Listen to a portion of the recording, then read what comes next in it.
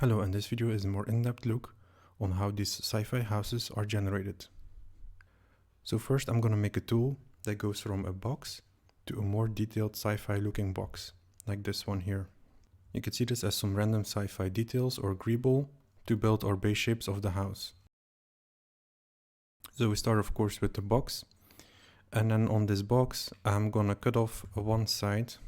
The way this is done is I'm going to fill in 0 in the scale of y, so it's just the plane, and I'm going to make sure the pivot point is in the center of the object. Then I'm going to blast away all the polygons that I don't need, so I only have the facing up one. Then I'm going to add normals. So as we can see here, the normals are following the edges. If we're going to switch this to 2 edges, it's going to point to the center, but I need the first edge because the normal needs to follow the edge. Then on one of these points, I'm going to copy a box. And in my case, I copied the box on point 0. To give some randomness here, I'm using a sort node and set it to random. So if I would change now this random seed, you could see that the box is now being placed randomly along the points. And this is then the base shape. I also have a beveled version here because this one looks a bit nicer. The first thing that I here want to do is I want to create some more details on the box, like you could see here. The way this is done is first I'm gonna select the top and then the bottom. Then I want to split this because I don't need the top or bottom. And I'm gonna extrude. And in this extrude, I'm gonna disable output size. And I'm gonna change here the thickness scale, as you could see here. This is also set to individual elements, so each face or primitive is scaled separately. Then I also add a normal information here. Then on these primitives, I'm gonna scatter some points, like you could see here. So right now I have around 8 points scattered. You could also see here that if we don't use a normal node, there is no normal information on the scattered points. If we use the normal node, we have the correct direction of each point. Then we're going to create a group range, and this is to create a group selection. And we're going to split this based on the group we just created. With the first selection, I'm going to again scale this on 0 on the y-axis, so they are like on the center of the object. And I'm going to fuse the points if they are too close to each other. On these points, I'm now going to copy these long boxes. On the other ones, on the other group, I'm going to copy also boxes, but those are horizontal. Then merging these selections, we will get something like that look like this. And if I now would boolean this from the main shape we have here, we have some random booleans and cutoffs on the shape. So if you would increase the scatter number, you could see that you have more, that there is more stuff going on. But I'm going to keep it around 8. Then one more detail here is adding these bars on the side. So I'm going to use the same points I have here, and I'm going to copy some of these long bars on them that are basically a box. Then I duplicate the box 4 times, and then I bevel the box. Then I would again use the base shape, and I'm going to boolean out everything I don't need. As you could see here, everything that's out of the base shape is now booleaned away. So merging this together is resulting something like this. Then to make it a little bit more interesting, I'm going to layer this on top of the base shape. So the way this is done is again starting from these base shapes. Then I'm going to use the transform and put the scale to 0. Then here I'm going to just fuse the points together, or you could also blast away the unnecessary primitives. Then I'm going to create a random scale value, and I only want to have a random value on the y-axis. So I'm only filling in here different minimum and maximum values. So copying now boxes on this, you will see that they are having different scales because of the randomness scale. Then here I have my base shape and I extrude it a little bit because it's gonna come on top of the other shapes. And I'm gonna boolean out the shape so we have this result. Then one more final thing to add here is something for on the roof. So in here, again, starting from the base shape, and I'm gonna scale this a little bit up. Then I'm gonna make a selection of the top part and a bottom part. And we're gonna split the top and the bottom. As you could see here, we have a bottom piece and we have the top piece extracted. Then on these pieces, I want to use the lot subdivision. This is in the game dev toolset. And to get this result, you have to play around with the minimum lot scale. And the lower you go, the more subdivisions you will have there. So don't go too low. So I'm gonna keep it around 0.6. Then I want to use a color. And I want to color on primitives, and I want to make a random color. This random color can then be used in a poly extrude. So in the distance scale, we can use the color that we created here, and this is going to multiply on the distance. So if you would look closely, we have different heights going on here. And then I would merge these results together to have something that looks like this. This is more as an example, and you could definitely build up more to the style you want to achieve with your generator. So once everything is set up here, we can collapse this into a node and we can create a digital asset from this node. So to make a digital asset, you can select everything and go here and make new digital asset from your selection. Currently the digital asset that I'm using only has one value, which is a global seed. So we can see here that I use this in the sort node. So you can just drag and drop values in here to make new values that you want to. I'm also using in the scatter one here. So we have every time we change the seed number, we also have a different scatter going on.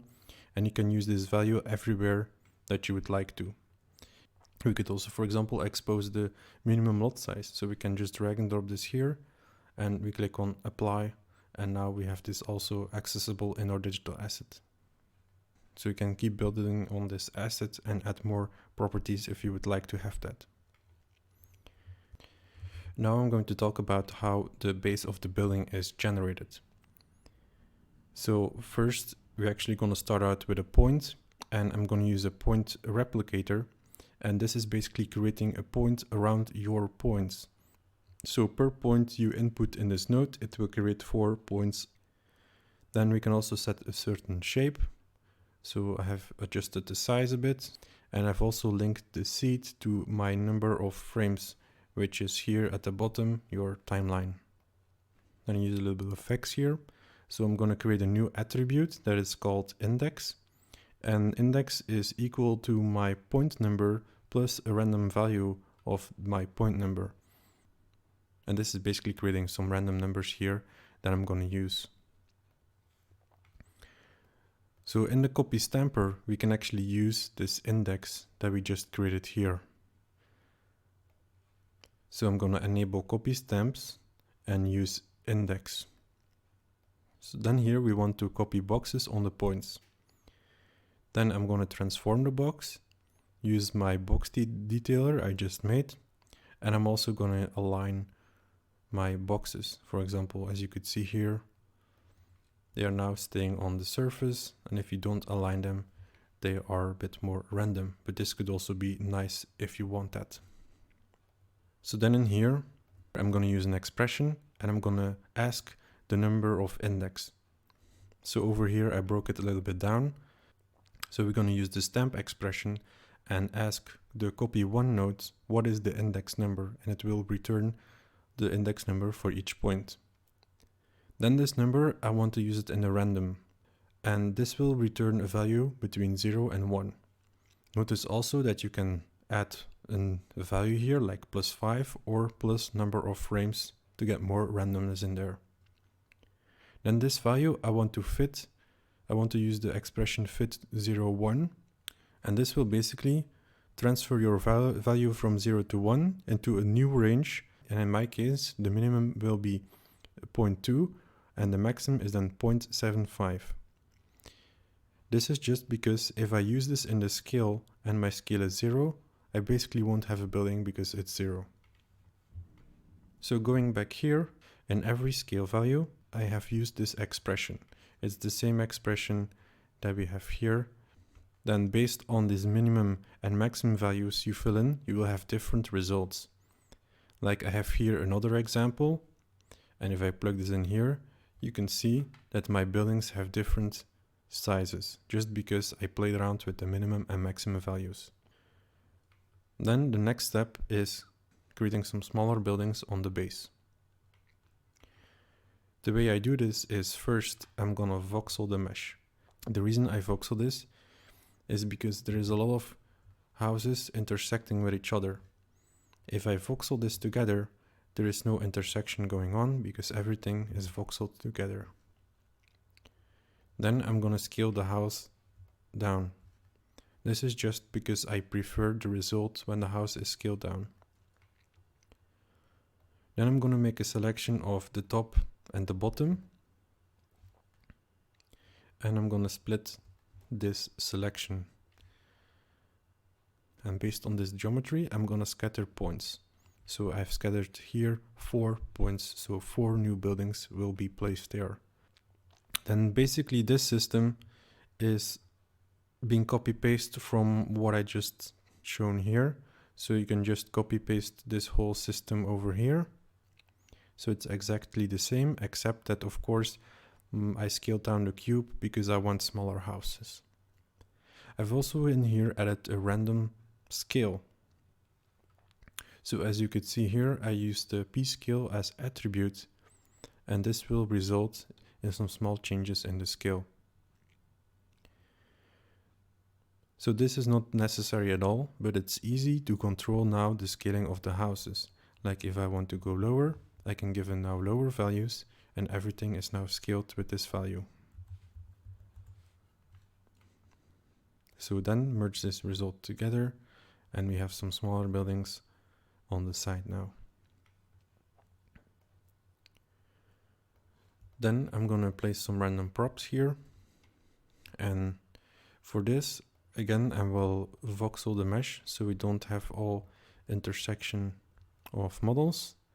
Then in here I'm gonna select the top part because I want my props to be on top of my model, and I'm gonna scatter points based on this top group I made. Then in here I have a small system that randomly chooses between those two props. So I have made 2 simple props, as you could see here. These are quite simple and low poly. You could also use the file node here to import custom models. If you fill in here your FBX, you can import your own models if you want that. So this setup is basically a for each points. So if you would type in for each, you use the points one. First, before we start the for each loop, we're gonna create a index, and basically on each point I want to have a random value that's either 0 or 1. And what this 0 or 1 is representing is which model the switch should choose. So 0 means it's gonna be this model 1, and if it's 1, it's gonna choose model 2. So in here I have my first point that is going in the loop, and my index is called 1. Then on the switch node, you can add a spare input here. So this will create a spare input, and we can basically drag and drop this node in here. Then we want to ask, what is the index of the point? So -1 means look at spare input. So we're gonna ask the point of the spare input, which is basically our for each begin, which is the current point, which is, for example, this point here. So it's gonna return index 1. Get the point for my spare input from point 0, and I want to know what is index 1 the value of. And then the last number is the default number. If this would throw an error, it will always use the last number in that case. And then we can copy to points the result. And now we have some random props placed. I also build a system because in some situations I don't like how close they are to the edge. So what I did is I calculated the curvature with the measure curvature, and I'm gonna invert the selection. Everywhere where there is a white value, models are allowed. So right now, if I go back to the scatter, and if I use a density attribute and I use the color, it should be able to place models way better now. As you could see here, the models are not being placed super closely to the edge anymore, because our scattering of points is now controlled by our color. So if my scatter is creating a point here, it's gonna look at what the color is. So it's not gonna scatter a point here because it's the value 0. So it's gonna look based on the color, where can I put points on my model. And then lastly, let's say I want to have some cables going on. And this is a quite simple approach to having this cable on the house. So first I'm going to generate this circle, and I'm going to use a carve node to cut some pieces from it, so it's not a full circle anymore. Then I'm going to use a ray node and set this to minimum distance. This means that my circle is going to look at what is the closest point on this house, which is of course these props like here, and it's going to snap on that surface. So this is like an easy way to get that information. And then I'm going to fuse the points together because there are chances of overlapping points and I don't want that. And then I want to carve again. And the reason why I'm carving again is to create multiple primitives. So in the carve, use breakpoints and enable this, and you would see that Houdini is showing this as one primitive at the moment. I don't want that. I want to have each line as a separate primitive. So right now I have 4 primitives of this line. Then I want to loop over all the primitives. So I'm going to use the for each primitive. Then for each primitive, I'm going to create this hanging cable effect. So in here I start out with this line, and I'm going to resample the line to get some more points. Then I'm going to select the area of effect. I will later show you why I do this. Then I'm going to create the hanging effect by some coding, and I can also increase the intensity. And in here I'm going to show you why I made the selection with not selecting the endpoint. If I remove this group, you will see that my points is snapping to here, but it should be snapping to here. So I created a simple solution for it, to just doing this and then just smooth it out so it also looks good. And we're doing this for all the primitives, and then we have this cable effect. Then I'm just gonna polywire it to give it some thickness, and then merge it with the shape. So another cool thing here is if we move this circle down, we could actually see that the cable is snapping around the house. So this is like a cheap way of doing this, but notice that it doesn't care if it would collide with other meshes, like in this case here. It doesn't really care about that. But it is a cool and a simple way to have this effect going on. That was it for a more detailed view on this tutorial.